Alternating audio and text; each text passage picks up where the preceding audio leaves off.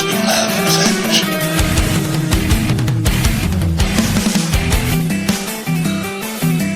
The dark side of the Force is a pathway to many abilities some consider to be unnatural.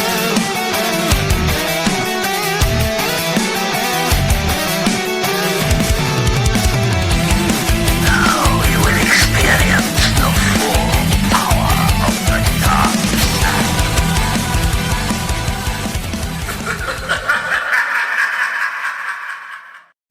Welcome, followers of the Dark Side and Light. I'm your host, John, the real JP3. And I'm joined as always by my good friend and fellow co-host, who is a master of the dark side, expert on the occult, and obtainer of rare antiquities and holograms. Please welcome Dr. Melissa. John. Yes. It's 2020, buddy. Is it 2020?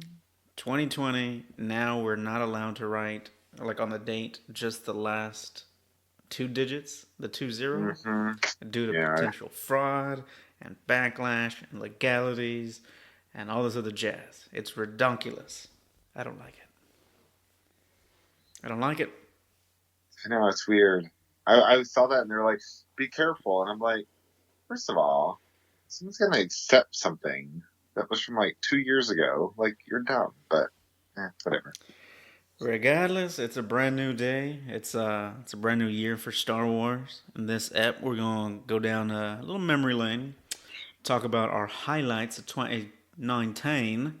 Talk a little news, talk a little past, a little reminisce before we enjoy the fruits of 2020. Why are you making that face? You're scaring me. Our faces. All right, Dave. Agreed. Okay. So this is episode 128 of Balance of the Force podcast. Yes. I apologize for the random Courtney horrible accent, but yeah, that's what we're doing today. So have you seen Rise of Skywalker a fifth time? I have not, but I want to. I've not seen it. I've not seen it the fourth time. I want to see it again, even more so when I saw that Ben Solo, We Need a Hero video mashup of him at the very end. You tell me you don't love it. We posted it on our Facebook page. I think it's pretty sweet. We get a lot of comments. We got comments on it that I thought were pretty cool. And we were like, oh my God, I love this. This is awesome. This is so cool. And in true David fashion, he comes up with another thing. He's like, wouldn't this be cool if it was to I'd Do Anything for Love by Meatloaf? And I was like, oh, that's awesome. Who doesn't love Meatloaf, though? And even more so considering he's like running towards Rey, and the last little scene in that video is him face to face with Rey. I think that'd be pretty awesome. Yeah, it would be pretty cool. So anyway, but that's Dave's. Give Meatloaf some love. Who doesn't love Meatloaf? Meatloaf. I still ask myself every time I hear that song, what would he do for love? I don't want to know because I feel like Meatloaf gets down. Like I feel like there's yeah. This is a podcast E for everyone, so we're not going to go down the Meatloaf road. But I love that video, though. Just saying. Anyway. So do you have plans to go see it again for the 4th? So, I don't know. I've talked about it. The girlfriend and I talked about it. We were going to go see it on Friday, and then she's like, well, no, I don't really want to see it. Let's go watch this movie. And I was like, I don't want to see that movie. And I said, it's just like, okay, what about this movie? I said, well, I don't want to see that movie either. So it just became this back and forth, and then we ended up going and seeing Richard Jewell, which is a really good movie, by the way, if you have not seen it. Is that the bombing one? Yeah. Well, that's really the one I told you about that I wanted to see. Okay, well, I saw it, and I was impressed. Even, like, so I know it's a Star Wars podcast, but, like, overall, great movie. But with my criminal justice, like, mindset, I'm sitting there, and he's, like, talking. And I'm like, oh my God, you don't ever say that. Don't ever do that. Like, why would you say that in open public? Like, or why would you do those things? But it's one of those things that most people don't probably comprehend that they're saying, and it's probably wrong. So, overall, a really, really good movie. So I do recommend you go and see it. Very well. I'll still take it over. I'll still take Rise of Skywalker over Richard Jewell, but just saying. Well, yeah, I'm saying. Because I haven't seen a Richard Jewell We Need a Hero video. Just saying. Oh God. I haven't seen that. I don't. I They do kind, call him a hero several times in the movie. but I kind of want to see that now. Are you sipping wine? No. So I ran out of water. So I'm moving, and so that You know, the there's place water in the tap. yeah. Oof, you don't drink San Antonio water. You don't drink Corpus Um, Christi water. yeah, but you have a filtration system on your refrigerator. That's true. I did not. I did not have that here where I'm currently living. No offense. Hopefully he's not listening. But anyway, so we ran out of bottled water, so I need to go to the store, and I just have it. So I'm drinking tea. But anyway, That looks like so straight up wine, man. no, we do have wine. But anyway, uh, talking about the Rise of Skywalker reached $851 million globally now. Well on its way to be at $1 billion. They're hoping, or they're speculating that by the end of the weekend, we're recording this on Sunday, when the tallies come out, that it'll surpass the $1 billion mark, which will make it. No, I'm sorry, the $9 million mark. They're expecting it to surpass $1 billion by the end of January. I was about to say, man, it's gonna get 200 mil this weekend. Yeah, it's Jesus. gonna be a lot. They're surpassing it to reach the $1 billion mark by the end of January, which would make it the 46th movie of all time to ever surpass the $1 billion mark, including with inflation. So it still does not beat Gone with the Wind. Everybody, like, I saw this on Hulu, by the way. Yeah, I saw it too. Gone with the Wind is like one of those movies that every time they account for inflation, that movie still comes out as the #1 movie of all time. And it came out in like the 50s, I think. But yeah, so anyway, $851 million globally so far, expected to surpass $1 billion, right on par with the rest of the new trilogy movies. So if this movie, which we feel it will pass the $1 billion mark, that means this is the first trilogy in the Star Wars franchise to surpass the $1 billion mark for all three movies. I dig it. I can see it. Yeah, even again with inflation, so the prequels and the original trilogy. And I feel like the original trilogy had a lot of buzz about people like, oh, we're going to go watch this Star Wars movie in theaters. And then they saw it, and then it was like they were hooked. Even with that, and accounting for inflation, that trilogy still did not surpass the $1 billion mark for each. Interesting. Um, it's gonna hit the $1 billion mark. It's on its way. The question is, will it gross more than Force Awakens and The Last Jedi? At the end of the day, when the box office closed and these things are, or this film's removed from theaters, I don't know. What do you think? Yes or no, Johnny? If it will surpass Like their overall box office, ticket sales, all that other jazz. it didn't. It opened relatively low, but it has taken out the #1 Christmas Day movie of all time. It came in fourth for New Year's Day as a #4 movie of all time. I think it'll edge it out slightly. I don't know if it will edge it out completely. It's kind of interesting that it didn't take off as well as everybody else thought it would, or as well as The Force Awakens and The Last Jedi did. So Yeah, but at the end of the day, if it got a slow start and finishes strong, that's all that matters, man. yeah, Disney is sitting, and Disney and Lucasfilms are sitting pretty good right now, even at $850 million. It will surpass, like I said, the $1 billion. They'll be sitting even better. So we'll see what happens. I'm sure JJ is ecstatic. He's happy.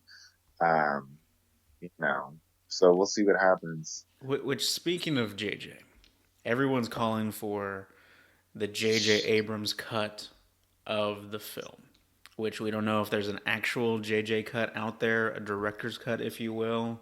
We don't know if it exists, but we've heard a lot of splash, a lot of people saying, oh, the movie would be so much better if there was a JJ cut with more time in there, more filler.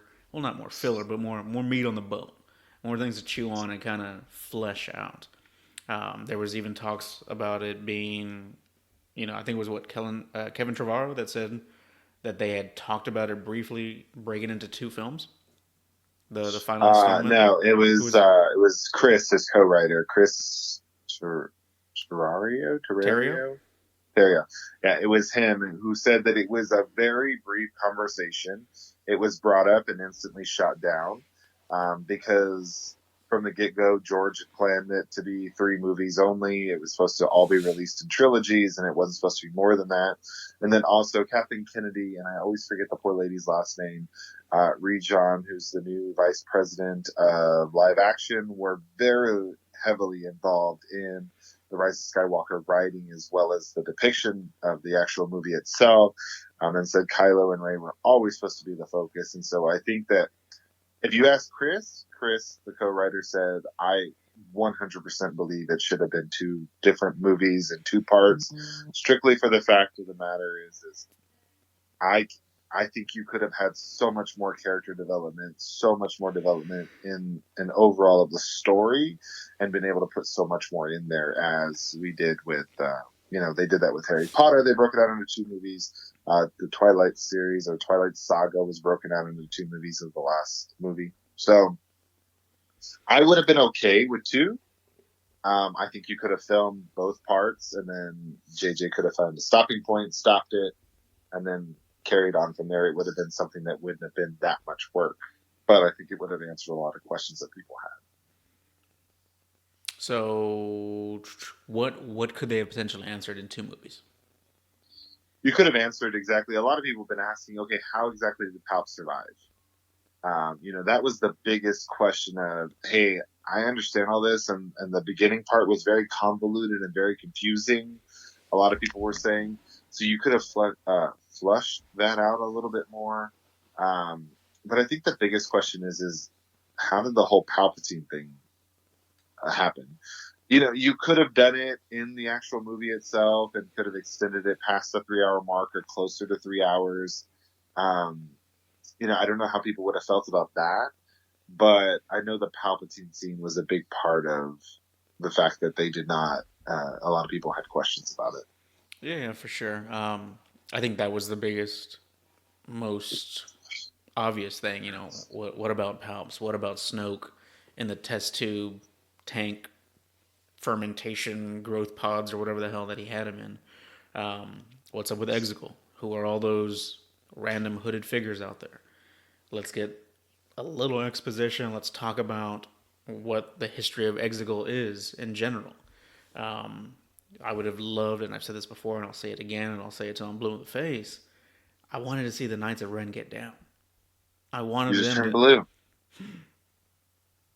I wanted them to do like some dirty deeds, man. Like get some AC/DC in the background, or them just tearing it up, man. Like I'm It telling you, makes sense though. That's so cool. Like, yeah, the AC/DC in the background would have been awesome. like I just wanted some dirty deeds going down, man. Like they just ripping the crap out of what is it, Kajimi. Like I wanted them to. This is horrible. I wanted them to beat the crap out of Chewie. I wanted us to be like, dude, these guys are bad. And then have that little moment at the end where they're fighting Kylo Ren. Like, I don't know if this guy's going to be able to do it with or without a lightsaber. I wanted that little bit of, the little extra flavor, that zing on it, but we didn't get it.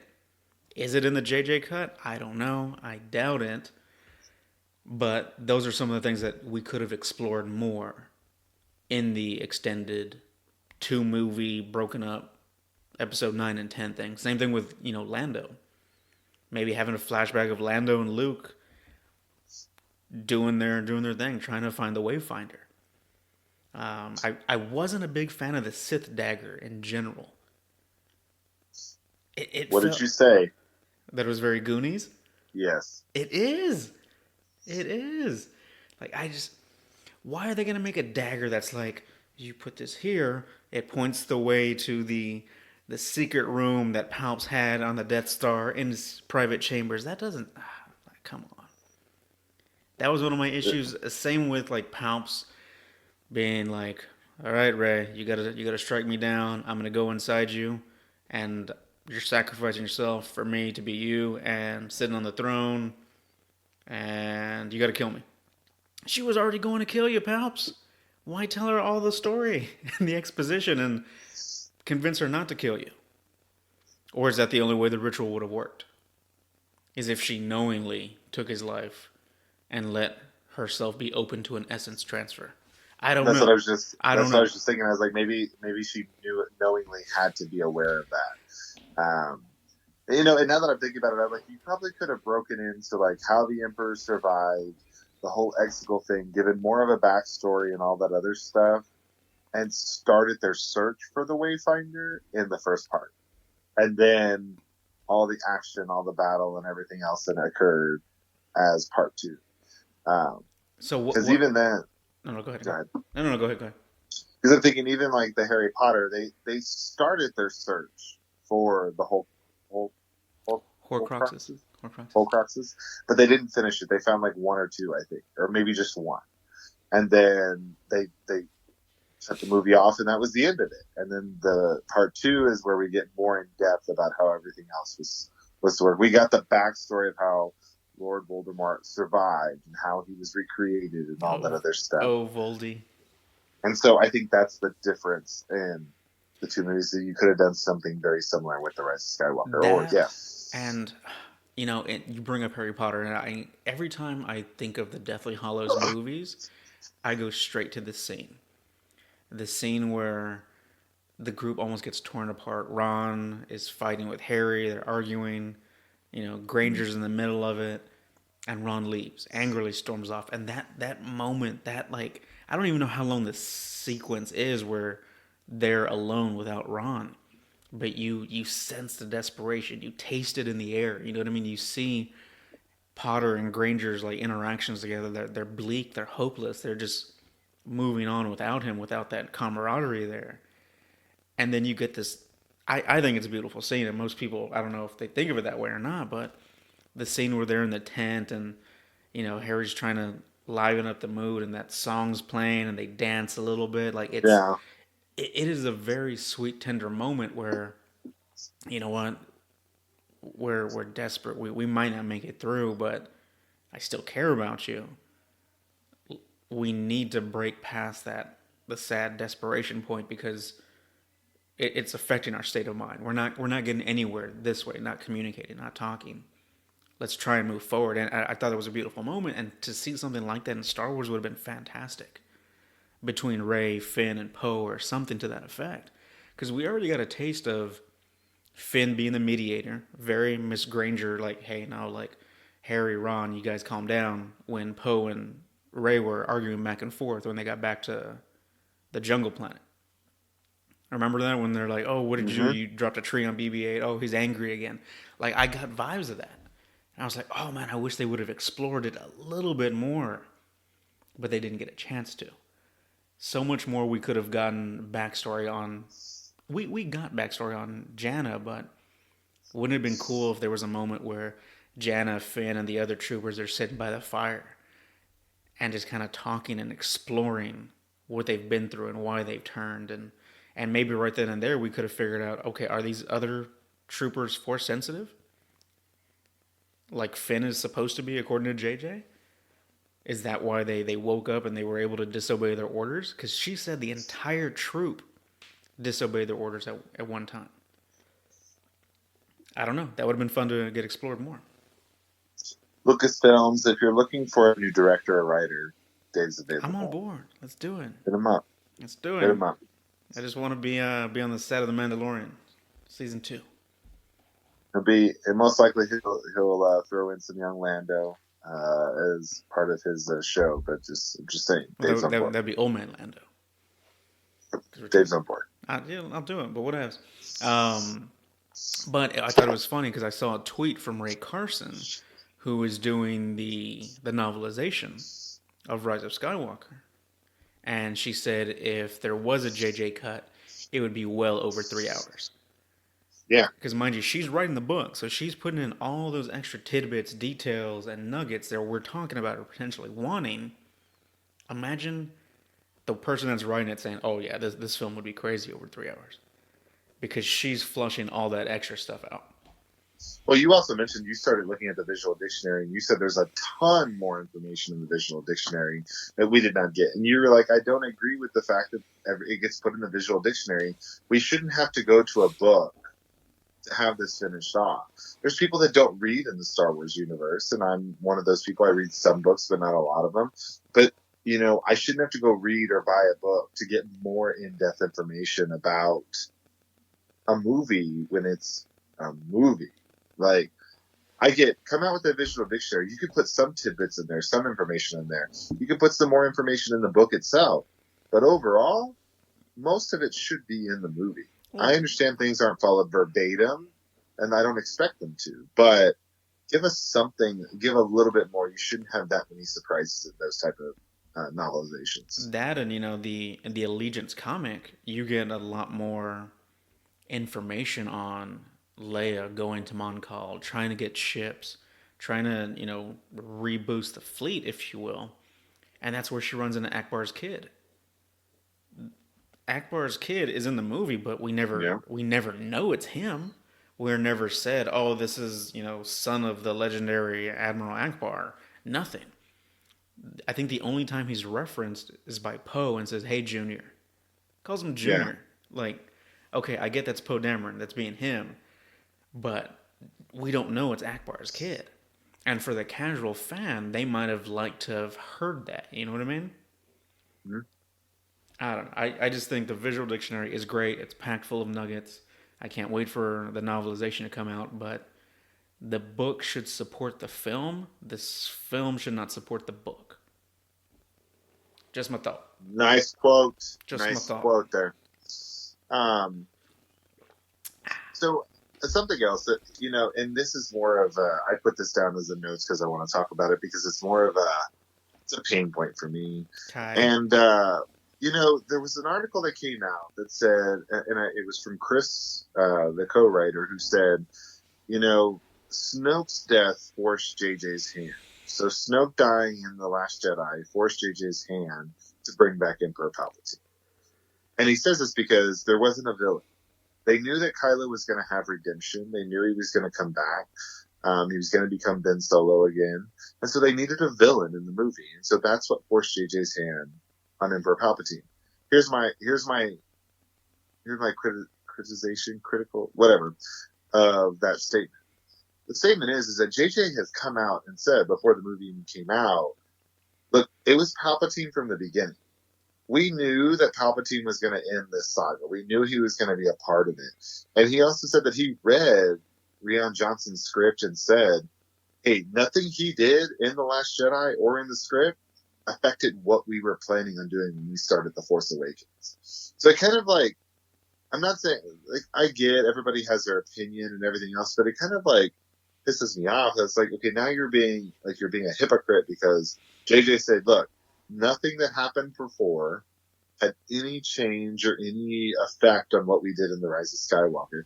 There's been other articles that have said that The Rise of Skywalker has completely erased everything in The Last Jedi. But it's wiped it off the map. There's no purpose to it. And I'm like, guys, like, there is purpose to it. If you see The Rise of Skywalker, if you've seen it, there is purpose to it. It does make sense now. You see what Rian did. JJ has also said that there was a lot of things that Rian did that would not have given him, like, would not have challenged him to come up with a better way to project something if Rian wouldn't have gone a different path and done things a little bit differently. He says, I didn't want to direct all three. He thought after The Force Awakens he wasn't going to do another one. And there's a lot of people who said, hey, it would have been great if he did all three. But then you get very pigeonholed into what happened with George Lucas and the prequel trilogy.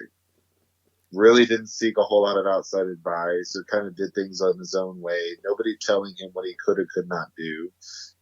It shakes it up when you have different directors. Yeah, we don't always agree with it. We don't like what happens. But then it makes sense. So that's my rant. That's my annoyance. That's the only reason I put it down. It's because I'm like, Chris, come on. I get it. You worked with JJ. You have a story to write. I'm sure someone approved it before you said it, but like it just contradicts everything that JJ said before and everything that was said before. And then now you got people saying that The Rise of Skywalker completely wiped The Last Jedi off the map. I don't think it wipes it off the map. No, it's just a different chapter in the whole story. How many times do you read a book or you're doing something and okay, it seems like it's going in one direction and then ooh, all of a sudden you get a twist ending.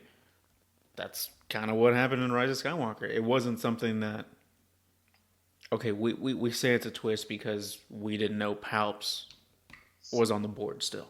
We know that was possible. JJ and Kathleen Kennedy, everybody, they're saying that that was the goal at the very beginning of the sequel trilogy. We don't know if that's true or not. We just have to take what they're saying at face value. For all we know, they wanted Snoke all the way, and Rion was like, nah, I'm not doing it. We don't know. Honestly, I don't really care because I like Snoke. Don't get me wrong, I wanted more of Snoke. I still want more of Snoke, even if he's just a puppet for Palps. But I love Palps. He's an iconic villain. I grew up with Palpatine as a villain. Like this is horrible, but it's what all other villains kind of aspire to be in one sense or another. The methodical, just the way he deals in the shadows in the background, and they covered that in. I think it was Leia that said that, like, yeah, he's always been in the shadows. He's always been in the background. Yeah, He he's always has. been there. He's always been the looming threat, whether he's at the forefront sitting on the throne or making moves in the background. God forbid Darth Plagueis isn't canon anymore. But John, that is one of my favorite books in Yeah. Star Wars history, whether you're talking legend or canon, because it shows so much depth of behind the scenes of the prequel trilogy, which I've said before, I'm not the biggest fan of. Like, I'll watch them, but it doesn't blow my skirt up. I'm watching it, I'm like, okay, this is kind of lame. But it's Star Wars. I still enjoy it. Not to the level I enjoyed the originals, but reading Darth Plagueis and knowing certain events are happening in the background of all three of these films makes those films more enjoyable. Makes me want to go back and watch them. And I think that's great. I think that's great storytelling because we didn't know who the hell Darth Plagueis was until that one line in Revenge of the Sith. And little did we know he was alive again in Legends all the way up to the night before he became Supreme Chancellor. Extremely fascinating to me. And I guarantee later on down the road they can add more books, comics to fill in these gaps a little bit and ease the story of how Palps did everything he did while having Snoke as a puppet. Just saying. Just saying. I don't know what those faces are for. I agree. I love Darth Plagueis. Like, you ever heard of the story of Darth Plagueis the Wise? Oh, the tragedy. The tragedy. Darth Plagueis and Wise. that little freaking grin on his face the entire time because he knows what he did. You know what I mean? It's awesome, and hopefully we get some of that good stuff in future installments later on down the road. We'll have to see. So yeah, episode 9, still in theaters, still going strong. One last tidbit I want to mention about this is I thought it was pretty cool. The beloved droid recalibrator, whatever you want to call him, Babu Frick off Kajimi, was voiced by none other than Shirley Henderson, who was Moaning Myrtle in Harry Potter. Did you know that, Dave? I did. I believe I sent you that article. I saw that it was Shirley Henderson before you sent me the article, but I didn't. That name didn't click. Yeah, until somebody had to like put a picture of Moaning Myrtle and Frick next to each other. I was like, yeah, oh, okay. Cool. Yeah, I was like, I got it. But anyway, I thought that was super cool. Young actress, did a great job in the Harry Potter series, and then Babu Frick. I'm really sad about the fact that JJ created Babu Frick. It ended the Skywalker saga. We're probably never going to see him again. But the little dude is like been awesome. The way he's like, "Hi, my name Babu Frick," or like when he's in the spacecraft, the Y-wing when they're going to help Poe, and he's like, "Hey, is that a?" And he was like, "Hey!" Like just super super cool little guy. And I just thought it was super awesome that JJ brought him in. Yeah, it gave us that comedic relief. So you're saying you want a Disney spinoff, The Adventures of Babu Frick? Oh man, I would do it. I would love it. I would like be all involved and be like, "This is so great, Babu Frick." Like, I wish there was. So I looked at the Black Series figure that you mentioned. It comes with C-3PO. No, I don't want C-3PO. So it's C-3PO with Babu Frick. It's not Babu Frick with C-3PO. Correct. And then they also do have a Funko Pop of Babu Frick, which I may pick up because I do like Babu Frick. You gotta have it on your desk though, like right next to your computer. Yeah, but anyway, so I was like, that's pretty cool. But anyway, just thought it was a tidbit of information. You just want to bring up Rabu whenever you can. Ah, hey, Which I'm a little disturbed about because on that scene in Kajimi, like the henchmen that were there and willing to beat up Poe and Ray and all them, they just disappeared.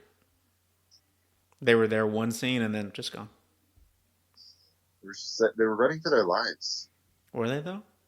Yeah, they Were were they? starting the bombings. They were starting the night raids. Still, I don't buy it. All right. Is that any more news? That's it for 2019. No more I mean, news. for Rise of Skywalker. Sorry. What about the outrage of Kelly Marie Tran only getting a minute and some change? I thought we already talked about that. When did we talk about that? I thought we talked about it a lot last episode.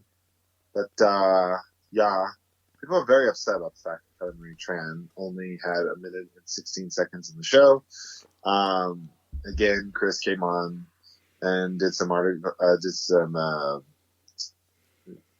had some interviews with Awards Daily and basically said, you know, we needed somebody to stay back at the base with Princess Leia. Like all the other ones, Poe, Finn, Rey, C-3PO, R2-D2 were all on the mission. They were doing things. They were away from the planet or the resistance base, and so we had to have somebody stay there with it.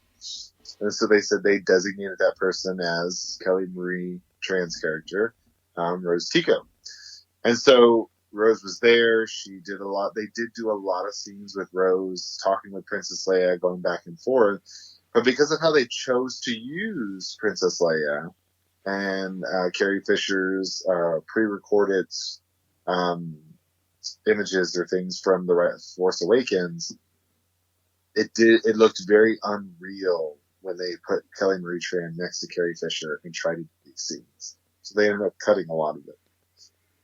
Kelly Marie Tran said, hey, you always want to be more as an actor. You all are an actress. You always want to develop your character more. You always want to showcase more. You always want to do more with your character. But she was very appreciative of JJ for allowing her to be in the movie, and also very appreciative of the fact that they did a great job concluding it and bringing everything together. So I thought that was pretty cool. I know there's been a lot of articles going back and forth. People like, who cares? What does it matter? There's people that are like petitioning, like she needs to be on more. She needs to be on the screen more. I think a lot of that stems from like the social media outlash that she had with The Last Jedi, that people like really went after her. And now people are trying to run to her aid and defend her. And it's like, hey guys, like, stop singling one person or one actor, actress out and not make it such a big deal. There was a lot of other people that they were like, well, nobody asked how long Carrie Fisher was on screen, and she's been in it from the beginning. Nobody asked about how long Carrie Russell's character was on screen. Nobody looked at any of that stuff. And yet, they're focusing on Kelly Marie Tran's character, Rose Tico. And I think you hit the nail right on the head. It's just due to all the backlash and the negativity that fans felt from her character and how she got bullied online, which no fan should think it's okay to bully an actor or an actress in regard to their performance. It's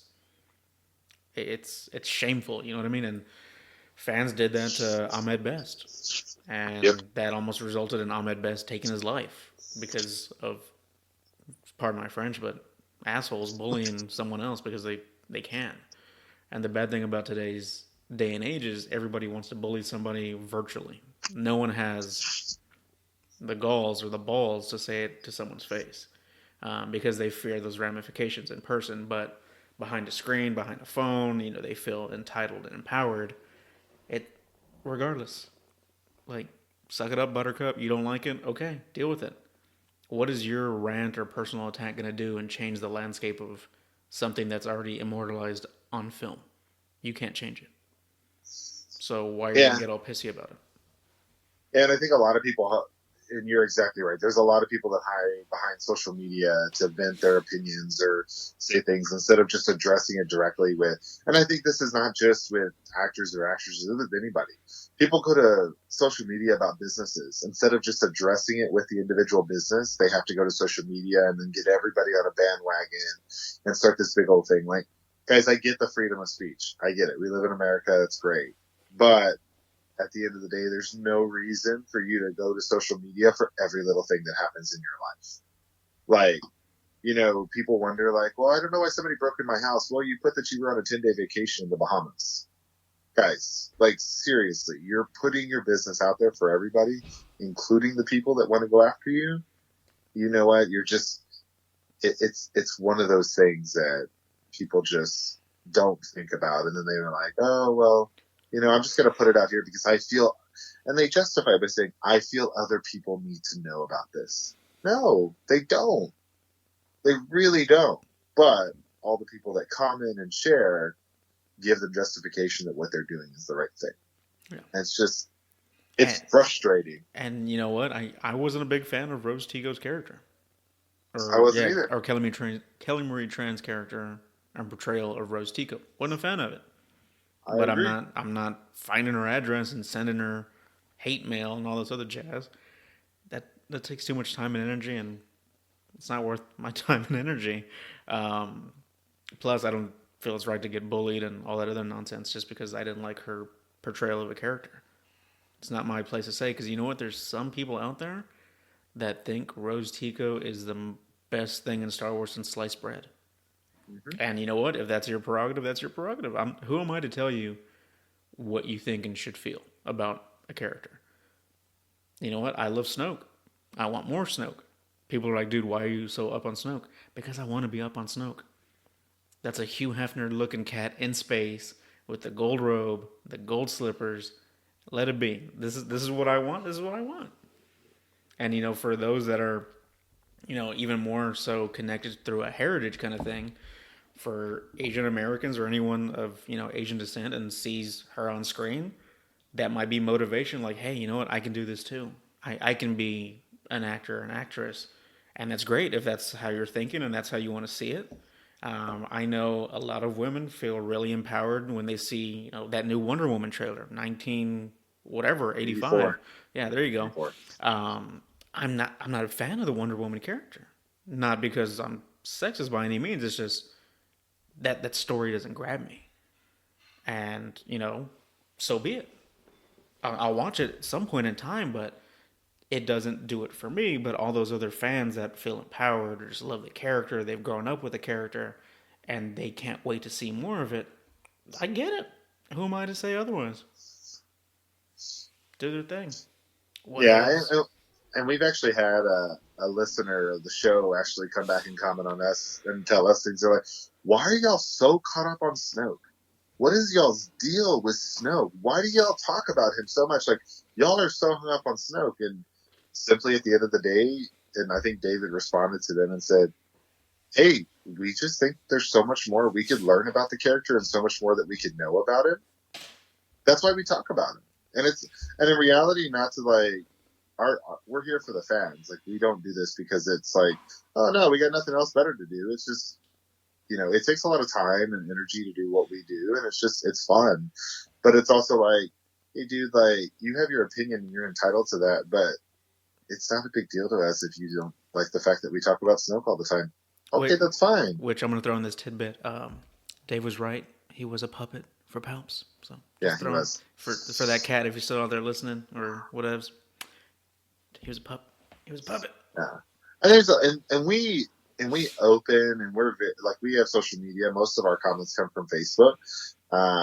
You know, and a lot of people after the movie, we were posting articles about this. Like, people are like, who cares? No one cares. And it's like, okay, yeah, you're entitled to your opinion. And the biggest thing is we try to keep our newsfeed as well as our comments very positive, and we try to react in a very positive manner, because that's not what we're trying to enforce here. Like, everybody's entitled to their opinion. And so sometimes we may say, hey, like, you're entitled to your opinion, but you don't have to be that way. Yeah. Like, I forget, there was somebody that posted something, and all I responded was, don't be that guy. Yeah. Don't be that guy.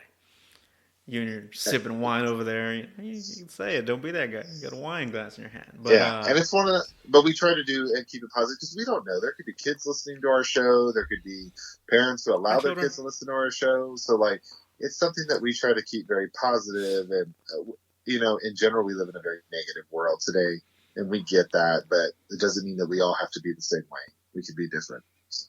So regardless of all that, 2019 was a hell of a year for Star Wars fans, in my opinion. Again, there's going to be some that are like, no, Disney kills Star Wars. I don't like it. Well, tough bananas. Who cares if you like it or not? If you want to live in your bubble and only watch the original trilogy, so be it. Do your thing. But for those that love every aspect of the franchise or want to dig in more and enjoy it, 2019 was a hell of a year. You had the Mandalorian drop. You had the conclusion of the Skywalker saga. You had what else, John? What else? You have Galaxy's Star Wars, Edge like going wild. Star Wars Celebration in Yep, yep, 2019. yep. You got a lot. You got a hell of Books, a lot of comics galore. You know what I announcements. mean? Yeah, so much stuff came out. So much stuff came out. 2019 was a big year. 2020, I think, will be pretty big. Obviously, we're not getting movies. I think the next movie they said is probably 2022. If they're still on that timeline, we still have not heard anything yet. You know, it's exciting regardless. We have Star Wars Celebration we're looking forward to this year in August of 2020. It's going to be hot. And then we're also looking forward to visiting Star Wars Galaxy's Edge in Florida. So a lot of fun times coming up, and it's a good time as always to be a Star Wars fan. And you just got to enjoy it and take it in. And you can't take all of it in, but enjoy what you can. So, question for you: what are your top three favorite things that 2019 brought you from a Star Wars perspective? You want to start with your number three? So my number three is I'm going to go with The Mandalorian. The Mandalorian. Okay. Yeah, so The Mandalorian overall was a show that got so much hype, but they spun it up so much, and what they spun up was really what we got. And I was very impressed with how Jon Favreau and the team brought it together and brought it to Disney Plus. So I got to say, Mandalorian is number three on my top three for 2019, and I can't wait for season two. I'm so glad it was greenlit. It's already in production. It looks like we're going to be getting season two around fall of 2020. So we'll have to wait till then, but I'm excited. And, this was a perfect first outing for Star Wars in a live platform outside Yeah. of films like this. It knocked it out of the park. We've said before that The Mandalorian and Baby Yoda, the child, has kind of brought together the fandom in a way that we didn't think was possible. You have non-Star Wars fans jumping on the bandwagon because the child is so friggin' adorable. You have people that don't care about Star Wars, but they like the child and they're on board and they're watching it. And maybe that's going to lead to them liking other aspects of Star Wars other than just The Mandalorian. So I think it's pretty cool. I agree. Pretty cool. Agree. My number three, I'm going to have to say Star Wars Celebration, man. Star Wars Celebration Chicago. First of all, pretty awesome. I'd never been to Chicago. A lot of history there. I didn't know that I randomly was walking down the street where the Valentine's Day massacre occurred, which I thought that was pretty sweet. Remember Nelson gave us that fun fact when we were Nelson's full of fun facts. Well, he saw it because we were in that pizzeria place thing, and he saw it on the wall. And that's right. And I was wandering around in the snow in the middle of the night. I thought it was pretty cool. But no, Star Wars, it's awesome. Celebration, a huge gathering of all the fans. That's where we got our first real in-depth tidbit of The Mandalorian. Got to hang out with a bunch of other podcasters one evening. Awesome. Adult bevies, just BSing by a fire. Great times. Those are some of the best times for me personally, just kind of hanging out. And John almost died. Some of the best times just kind of hanging out, doing our thing, just talking Star Wars. And we ended up shooting an episode with our friends from Sith Talk, Clashing Sabers, Beyond the Blast Doors. Um, I think it's now the Flying Casual podcast, which was previously Rebel Watch. Just a whole bunch of podcasters out there, and just dude, there was random fans and 501st cats just chilling, listening to us ramble on, and it was an amazing experience just to talk Star Wars and everybody be engaged and want to throw their 2 cents in there. Plus, got to hear the awesome trailer and laugh of Palpatine at the end of the Rise of Skywalker premiere trailer. Yep. So I'm going Star Wars Celebration, despite having to wait in an 8-hour line to get into the store. Yeah, Mr. Demanding over here. Go get this. Go get this. Go get this. Go get this. Hey, I would gladly switch with you. I didn't even get to see the showroom floor until the last 10 minutes of the convention when you and Nelson were already dead. No, your fault. No, I'm joking. Okay, you can wait in that line next year. No. And anyway, I'm sorry, I dropped my mic there. Yeah, I you was did. not going to be happy about that because it was a thud. But that's all right. It's good. So my number 2 was Star Wars Celebration. It's my number 3. For all the reasons you just mentioned. 100% all the reasons you just mentioned. We got to meet, I met a lot of great cast, art actors and actresses, took photos with them, Katie Sackhoff, Warwick Davis, Paul Bettany, and I can't even remember the 20,000 other people that I felt and just being able to interact with different people in line. This was the first year we took buttons with us that promoted the podcast, which got a lot of buzz. A lot of people were, we were the rule of 2 when we went. And so a lot of people were like, oh, we've heard of your podcast. And I'm like, it's not the Collider one. They're like, no, I've heard of you. And I'm like, oh man, that's so cool. You're so excited because you're not living in that shadow. You're not living in that shadow anymore. We're also we gotta get you a new banner, my man. I know. So I'm moving this week, and so the reason I have it because I'm gonna have my own podcast room. It'll be set up. The backdrop will be different, but I do need to get a new banner. Have you ordered the new banner yet? I have not ordered it. I'm just being lazy about ordering one. But it's it's nostalgia. Yeah, but you can put that in front of you, and every time I see it, I want to pull a Kylo Ren and be like, "Let the past die." Every time I see it. Star Wars Celebration, all in all, was good. Just getting to meet people asking about the buttons, being able to talk to people. Dave got his huge mural and everything else. That's right. I need to frame that damn thing. And so overall, just a really fun experience. Really cold. It snowed all day Sunday, and they were like, "We don't know why it snowed. It never does this." But overall, really cool experience, and I'm glad that we got to go. And I'm looking forward to 2020 Celebration. Which 2020 for us, anyway. It's in Anaheim. That's where our celebration journey first started in 2015. Is that right? 2015. So it'll be pretty cool thinking about it. 5 years. 5-year anniversary. Yeah, essentially 5 years doing celebration with 4 celebrations under our belt. Can't wait. You know what? I have to be lame and have to put my number 2 as The Mandalorian. As much as I want to go back and say the conclusion of the Thrawn trilogy, Thrawn Treason, is up there, it doesn't quite break past seeing how awesome The Mandalorian is in live action.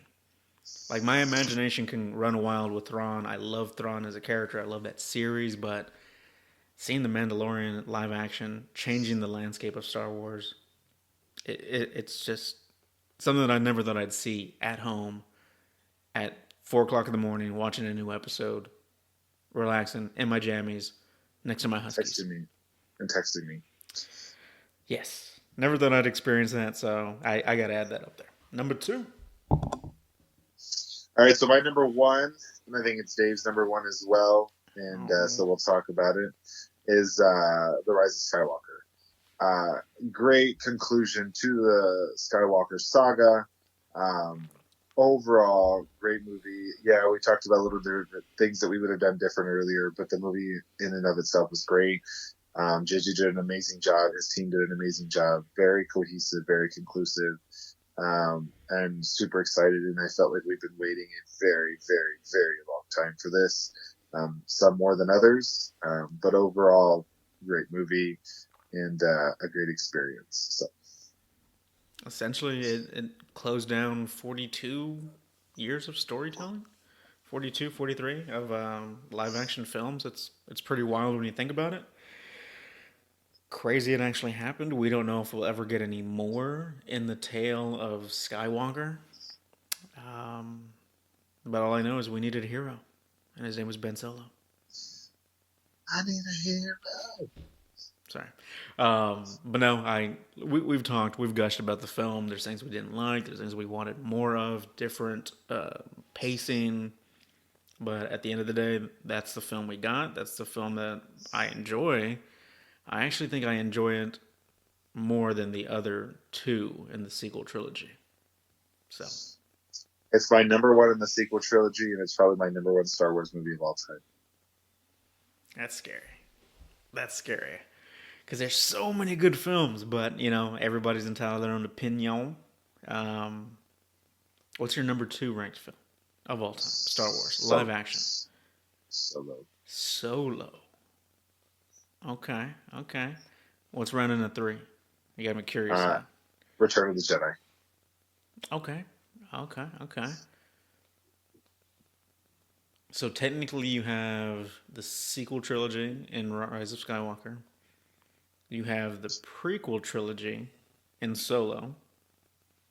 And then you have, the original with Return of the Jedi. Interesting. Does anybody know Dave's? Because I know Dave's, and I know Dave's without him even telling me his. What are mine, John? What are mine? Your number 3 is The Rise of Skywalker. Your number 2 is Empire Strikes Back, and your number 1 is New Hope. I can see it. Because you go back and forth between A New Hope and Empire Strikes Back. Being my number 1. You go back and forth between those movies depending on the flavor of the week. I do. How long his hair is, if he's showered in a couple of days. The heck, John?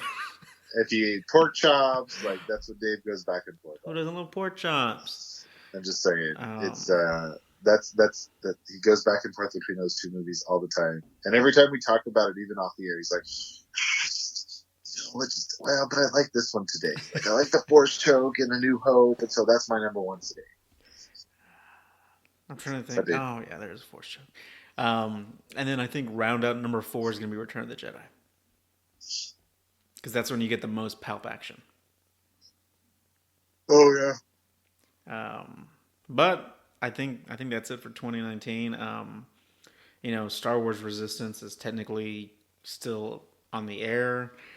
I didn't get a chance to partake in much of season 2 other than the first couple episodes.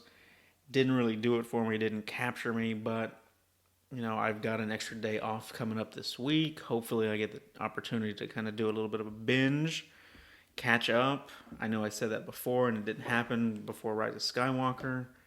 So I need to finish it. I want to finish it. I just don't know if it's going to have a lot of connectivity to the film and to the rest of the Star Wars universe, but we shall see.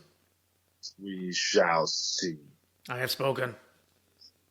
This is the way. We thank you guys for tuning in today. You can head on over to our social media at SWPodBalance on Facebook, Instagram, and Twitter to follow us, like our page. You can also find our links to our YouTube there where you can subscribe.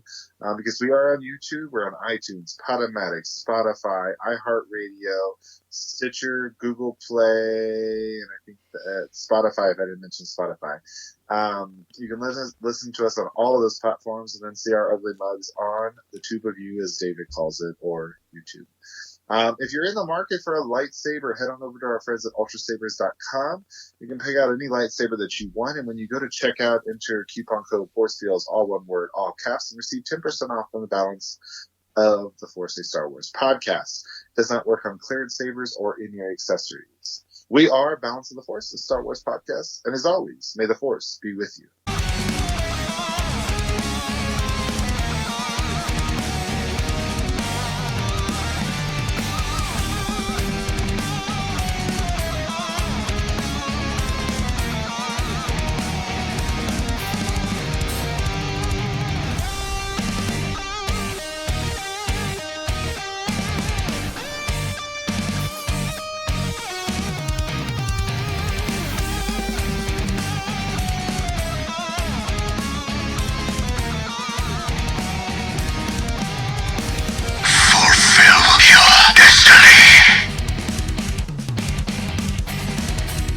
Once more, the Sith will rule the galaxy. We shall